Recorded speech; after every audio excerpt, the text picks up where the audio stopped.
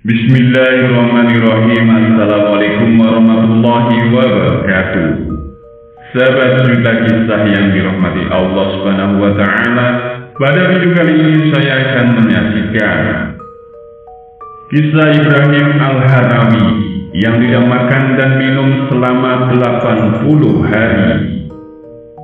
Ibrahim Al-Harawi atau yang dikenal dengan nama Bustanbi merupakan salah satu di antara orang-orang yang selalu bertawakal kepada Allah Subhanahu wa Ta'ala dan mempunyai makom atau tingkatan tajrid. Makam tajrid sendiri secara singkat bisa dimaknai bahwasanya Allah Subhanahu wa Ta'ala memudahkan rezeki seseorang tanpa harus bekerja, dan artinya tetap tenang ketika tidak ada rezeki yang datang, tetap bergantung kepada Allah Subhanahu wa Ta'ala dan terus tekun beribadah kepadanya. Jika seseorang berada di makom tajrid tetapi kok malah ingin berada di makom yang lainnya, maka hal tersebut adalah sebuah kemerosotan, sebagaimana yang diungkapkan oleh Ibnu Athaillah As-Sakandari dalam kitabnya Al-Hikam. Keinginanmu bertajrid padahal Allah menempatkanmu pada makom kasar adalah bisikan nafsu yang halus, sedangkan keinginanmu untuk kasar padahal Allah menempatkan pada makom tajrid adalah kemerosotan dari cita-cita yang tinggi. Abu Nu'aim Al-Asfahani dalam kitabnya Hilyatul Awliya wa Tabakat Al-Asbiyah menyebutkan bahwa Ibrahim Al-Harawi merupakan orang yang pernah bersamai Ibrahim bin Adam dan sahabat dari Abu Yazid.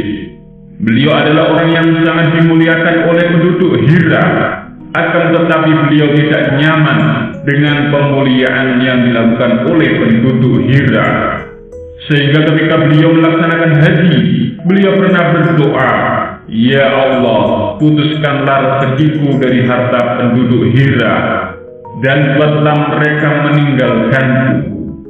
Dan suatu ketika Ibrahim Al-Harawi tinggal di daerah pedalaman. Beliau tidak makan, tidak minum, dan tidak menginginkan apapun. Sebagaimana diceritakan oleh Ibrahim bin Syaiban, bahwasanya Ibrahim Al-Harawi pernah berkata, "Jiwaku merintangiku untuk mendapatkan kedudukan bersama Allah, sehingga aku merasa tidak ada seorang pun di sampingku yang mengajakku berbicara." Mendengar ucapan tersebut, Ibrahim bin Syaiban sontak berkata, "Wahai Ibrahim, kamu melihat Allah dalam batinmu, lalu aku memandanginya." Mendengar ucapan tersebut, Ibrahim Al-Harawi kembali berkata, "Memang seperti itu. Tahukah kamu berapa hari aku di sini tidak makan, tidak minum, dan tidak ingin apapun?" "Wallahu a'lam," jawab Ibrahim bin Syaiban. Lalu Ibrahim Al-Harawi menjelaskan dan berkata kepadanya, 80 hari. Aku malu kepada Allah jika engkau mengagumi. Seandainya aku bersumpah kepada Allah untuk mengubah pohon menjadi emas, maka dia akan menjadikannya emas, sehingga keberkahan penglihatannya adalah peringatan bagiku dan membuatku kembali kepada keadaanku yang pertama.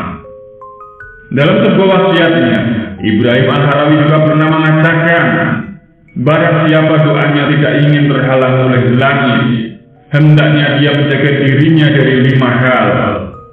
Yang pertama, hendaknya dia menguasai makannya, tidak makan kecuali apa yang diwajibkan darinya. Kedua, hendaknya menguasai pakaiannya, yaitu tidak mengenakan pakaian kecuali apa yang diwajibkan darinya. Ketiga adalah menguasai tidurnya, di mana tidak melakukan tidur kecuali apa yang diwajibkan darinya. Keempat, hendaknya menguasai bicaranya dengan tidak berbicara kecuali apa yang diwajibkan baginya. Dan yang kelima adalah hendaknya rendah diri dengan menjaga keinginannya dan menjaga seluruh anggotanya. Oleh karena itulah Ibrahim Al-Harawi tinggal di pedalaman dan tidak makan selama puluhan hari. Keadaannya yang berada di makom tajrid membuatnya tenang beribadah kepada Allah Subhanahu wa Ta'ala. Sebab baginya jalan menuju surga itu ada 3. Pertama, hati yang merasa tenang dengan janji-janji Allah Subhanahu wa taala. Kedua, ridho dengan ketentuan Allah Subhanahu wa taala. Dan ketiga, ikhlas beramal dengan amalan-amalan sunnah. Sehingga terbukanya hati dengan menjadikan Allah Subhanahu wa taala sebagai tempat berzikir dan bermunajat membuat orang mampu mendapatkan kemuliaan darinya. Dan bagi penduduk Hira, Ibrahim Al-Harawi adalah orang yang selalu berinfak setiap hari dan malam dengan dirham yang dipunyainya. Begitulah para kekasih Allah Subhanahu wa taala mempunyai berbagai keistimewaan yang kadang tidak bisa dinalar sama sekali. Tetapi apa daya seorang manusia jika Tuhannya sudah berkehendak?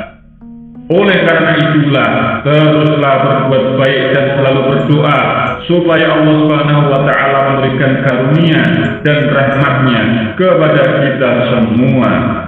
Semoga kita ini bermanfaat. Wassalamualaikum warahmatullahi wabarakatuh.